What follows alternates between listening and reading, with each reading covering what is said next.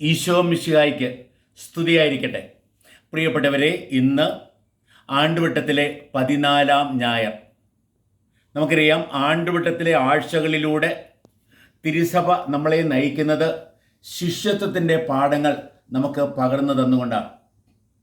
ഇന്നത്തെ വായനകൾ നമ്മളെ ഓർമ്മപ്പെടുത്തുന്നത് നമ്മളെല്ലാവരും പ്രവാചകന്മാരാണ് എന്നുള്ളതാണ്. 3 പ്രവാചകന്മാരുടെ അനുഭവങ്ങളാണ് പ്രിയപ്പെട്ടവരെ ഇന്നത്തെ ബൈബിൾ ഭാഗങ്ങൾ നമ്മുടെ മുമ്പിൽ അവതരിപ്പിക്കുക. ഒന്നാമത്തെ വായനയിൽ എസെക്കിയേൽ പ്രവാചകനെ അവതരിപ്പിക്കുന്നു. രണ്ടാമത്തെ വായനയിൽ പൗലോസ് അപ്പോസ്തലനെ അവതരിപ്പിക്കുന്നു. സുവിശേഷത്തിലോ ഈശോയെ അവതരിപ്പിക്കുന്നു. പ്രവാചക ദൗത്യം ഏൽപ്പിക്കപ്പെട്ടവരാണ് അവരോരോരുത്തരും. ആ പ്രവാചക ദൗത്യം നിറവേറ്റുന്നതിൽ അവർക്ക് വരുന്ന തടസ്സങ്ങളെ അവതരിപ്പിക്കുന്നുണ്ട് ഈ ഓരോ വായനയും. ഒന്നാമത്തെ വായനയിൽ ദൈവം എസെക്കിയേൽ പ്രവാചകനെ അയക്കുമ്പോൾ പറയുകയാണ്, നിന്നെ ഞാൻ എൻ്റെ ജനത്തിൻ്റെ അടുത്തേക്ക് അയക്കുക, പക്ഷെ അവർ മർക്കടമുഷ്ടികളാണ്, ഹൃദയ കാഠിന്യമുള്ളവരാണ്, അവർ നിന്നെ ശ്രവിക്കത്തില്ല. ബാബിലോൺ പ്രവാസകാലത്ത് ദൈവത്താൽ വിളിച്ചു നിയോഗിക്കപ്പെട്ട പ്രവാചകനാണ് പുരോഹിതനായിരുന്ന എസെക്കിയേൽ. ആ എസെക്കിയേൽ പ്രവാചകൻ ദൈവത്തിൻ്റെ വചനം അവരോട് പ്രഘോഷിച്ചു, ഇസ്രായേൽ ജനത്തോട് പ്രഘോഷിച്ചു. എന്നാൽ അവർ ആ പ്രവാചകൻ്റെ സ്വരം വേണ്ടവണ്ണം സ്വീകരിക്കുവാൻ, ദൈവത്തിൻ്റെ സ്വരം കേൾക്കുവാൻ, ദൈവത്തിൻ്റെ ഇഷ്ടം ഗ്രഹിച്ച് അതനുസരിച്ച് അവരുടെ ജീവിതത്തെ ക്രമീകരിക്കുവാൻ, ജീവിതത്തിൽ വരുത്തേണ്ട മാറ്റം വരുത്തുവാൻ അവർ പ്രത്യേകമായിട്ട് ശ്രദ്ധ വച്ചില്ല. എങ്ങനെയായാലും എസെക്കിയേൽ പ്രവാചകന് വന്ന തടസ്സം എന്ന് പറഞ്ഞാൽ ജനത്തിൻ്റെ ഹൃദയകാഠിന്യവും പ്രിയപ്പെട്ടവരെ ഒരു വിധത്തിൽ ദൈവത്തിന് നേരെയുള്ള അവഗണനയുമാണ്. നമ്മൾ ഇന്നത്തെ രണ്ടാമത്തെ വായനയിൽ പൗലോസ് അപ്പോസ്തലൻ പറയുന്നത്, പൗലോസ് അപ്പോസ്തലൻ ഒരു പ്രവാചകൻ എന്ന രീതിയിൽ പ്രിയപ്പെട്ടവരെ പ്രവർത്തിക്കുവാൻ തുടങ്ങുമ്പോൾ അദ്ദേഹത്തിന് ഒരു മുള്ള് നൽകപ്പെട്ടു എന്ന് പറയാണ്. മുള്ളെന്ന് പറഞ്ഞാൽ ഒന്നുകിൽ അദ്ദേഹത്തിൻ്റെ ശരീരത്തിലോ മനസ്സിലോ ഉണ്ടായിരുന്ന വേദനകളാണ്. അപ്പം തൻ്റെ ജീവിതത്തിലെ ബലഹീനതകൾ, തൻ്റെ പ്രയാസങ്ങൾ പൗരോഹിത്യ പ്രവാചക ദൗത്യം നിറവേറ്റുന്നതിൽ തടസ്സമായി വരാം. അപ്പം അദ്ദേഹം പറയാണ്, 3 പ്രാവശ്യം ഞാൻ പ്രാർത്ഥിച്ചതാണ്, എന്നിട്ടും ദൈവം അത് എടുത്തു മാറ്റിയില്ല. ദൈവം എന്താ പറഞ്ഞതെന്നറിയാവോ? നിനക്ക് എൻ്റെ കൃപ മതി. അപ്പോൾ പൗലോസ് അപ്പോസ്തലൻ പറയും, ഞാൻ എൻ്റെ ബലഹീനതയോർത്ത് ദൈവത്തെ മഹത്വപ്പെടുത്തുന്നു, കാരണം എൻ്റെ ബലഹീനതയിലാണ് ദൈവത്തിൻ്റെ ശക്തി, ദൈവത്തിൻ്റെ കൃപ പ്രകടമാകുന്നത്. നമ്മൾ ഇന്നത്തെ സുവിശേഷത്തിലേക്ക് നോക്കുമ്പോഴോ ഈശോനാഥൻ ഒരു പ്രവാചകനായി സ്വന്തം നാട്ടിലേക്ക് വരുക. എന്നാൽ ഈശോയെ രൂപത്തിൽ പ്രവാചകനായി അംഗീകരിക്കുവാനോ സ്വീകരിക്കുവാനോ പ്രിയപ്പെട്ടവരെ അവിടുത്തെ ജനത്തിന് സാധിച്ചില്ല.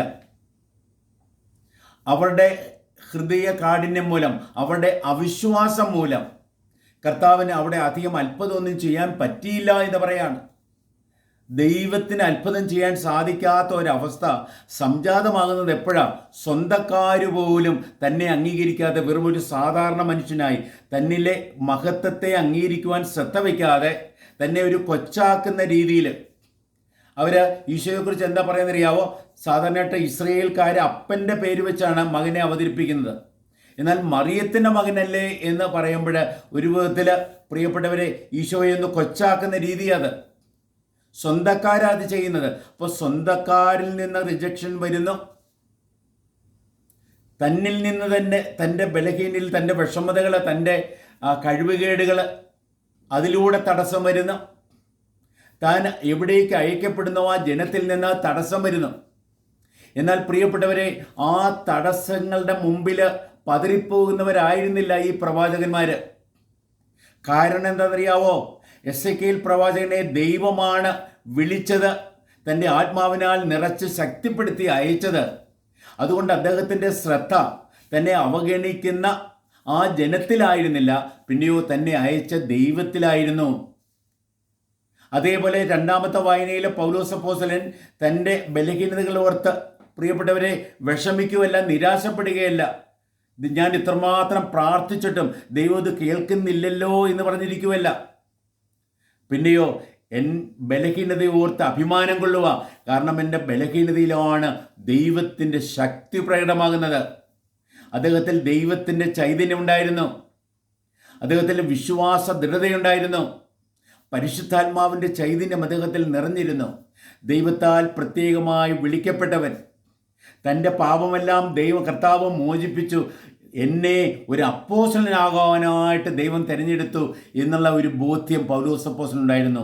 അതുകൊണ്ട് എതിർപ്പുകളോ തടസ്സങ്ങളോ എന്തു വന്നിട്ടും പ്രിയപ്പെട്ടവരെ, അതിനെയൊക്കെ അതിജീവിച്ച് മുന്നേറുവാൻ അദ്ദേഹത്തിന് സാധിക്കുക. നമ്മുടെയൊക്കെ ജീവിതത്തിൽ വിഷമതയോ പ്രയാസമോ ഒക്കെ വരുമ്പോൾ നമ്മൾ അത്യാവശ്യമായിട്ട് വായിക്കാൻ പറ്റിയ ലേഖനം ഏതാണെന്നറിയാവോ? കൊരിന്ത്യക്കാർക്കുള്ള 2-ാമത്തെ ലേഖനമാണ്. ആ ലേഖനത്തിൽ നിന്നാണ് ഇന്നത്തെ 2-ാമത്തെ വായന വരുന്നത്.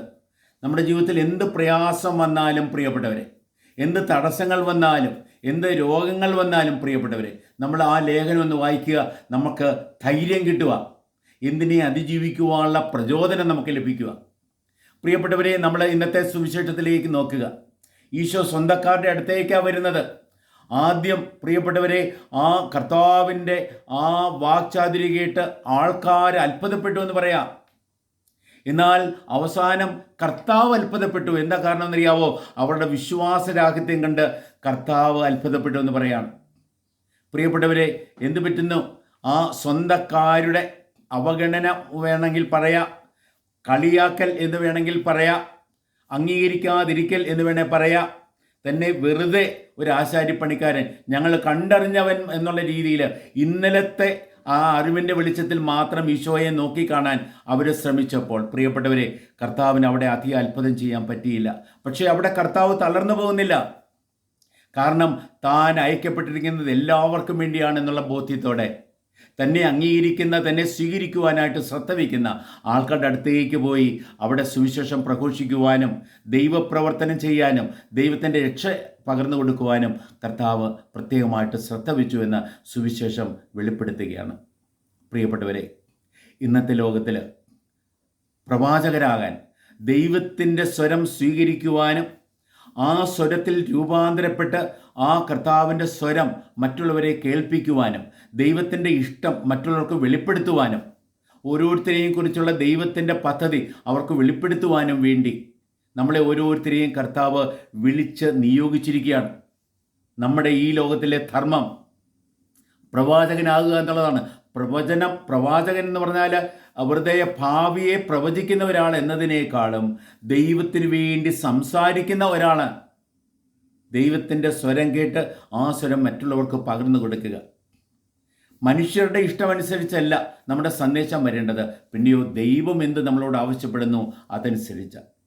പ്രിയപ്പെട്ടവരെ, നമുക്ക് ദൈവത്തെ കേന്ദ്രീകരിച്ച് ചിന്തിക്കുവാനും പ്രവർത്തിക്കുവാനും പെരുമാറുവാനും സംസാരിക്കുവാനും പ്രവർത്തിക്കുവാനും നമുക്ക് തയ്യാറാകാം. ദൈവത്തിൻ്റെ കണ്ണിലേക്ക് നോക്കി നമുക്ക് നമ്മളെ കണ്ടെത്തുവാനും പ്രിയപ്പെട്ടവരെ, ആ ദൈവത്തിൻ്റെ കണ്ണോടെ എല്ലാവരെയും നോക്കിക്കാണാൻ നമുക്ക് ശ്രദ്ധിക്കാം. മറ്റുള്ളവരിലെ തെറ്റുകൾ കാണുമ്പോൾ എല്ലാവരെയും കുറിച്ച് കുറ്റം പറഞ്ഞ് നടക്കുന്നവരാകണ്ട നമ്മൾ, പിന്നെയോ അവരെ അതിൽ നിന്നും പിന്തിരിപ്പിക്കുവാനായിട്ട് നമ്മൾ ശ്രദ്ധിക്കുക. എന്നാൽ അത് സ്നേഹത്തോടു കൂടി ആയിരിക്കണം. അവരോടുള്ള സ്നേഹത്തോടു കൂടി ആയിരിക്കണം മറ്റുള്ളവരെ വിമർശിക്കുന്നത് പോലും. ദൈവത്തിൻ്റെ പ്രവാചകരായി ഇന്നത്തെ ലോകത്തിൽ പ്രിയപ്പെട്ടവരെ, ദൈവത്താൽ വിളിക്കപ്പെട്ടവരായി, ദൈവത്താൽ പരിശീലിപ്പിക്കപ്പെട്ടവരായി, ദൈവത്തിൻ്റെ വചനം നൽകപ്പെട്ടവരായി, ദൈവേഷ്ടം നിറവേറ്റുന്നവരായി, ദൈവവചനം പകർന്ന് ദൈവാനുഭവം പകർന്നുകൊടുത്ത് ദൈവം ഏൽപ്പിച്ച ദൗത്യം നമുക്കെല്ലാം നന്നായി നിറവേറ്റിക്കൊണ്ട് ദൈവത്തിൻ്റെ പ്രവാചകരായി പ്രശോഭിക്കാം. ഇന്നത്തെ സങ്കീർത്തനം പ്രിയപ്പെട്ടവരെ നമ്മളെ ഓർമ്മപ്പെടുത്തുന്നത് എന്താണെന്നറിയാവോ? ദൈവത്തിലാണ് നമ്മുടെ ആശ്രയം. കർത്താവേ, യജമാനൻ്റെ പക്കലേക്ക് ഞാൻ ആ കണ്ണുകൾ ഉയർത്തിക്കൊണ്ട് അങ്ങയുടെ കാരുണ്യത്തിനായി പ്രാർത്ഥിക്കുന്നു. യജമാനത്തിയുടെ അടുത്തേക്ക് നോക്കിക്കൊണ്ട് ദൈവമേ കരുണയ്ക്കായി, അതുപോലെ ഞാൻ കരുണയ്ക്ക് വേണ്ടി നിന്നോട് പ്രാർത്ഥിക്കുന്നു എന്ന് പറയുന്ന ആ സങ്കീർത്തകനോട് ചേർന്ന് കർത്താവിൻ്റെ കരുണയ്ക്കായി പ്രാർത്ഥിക്കാം.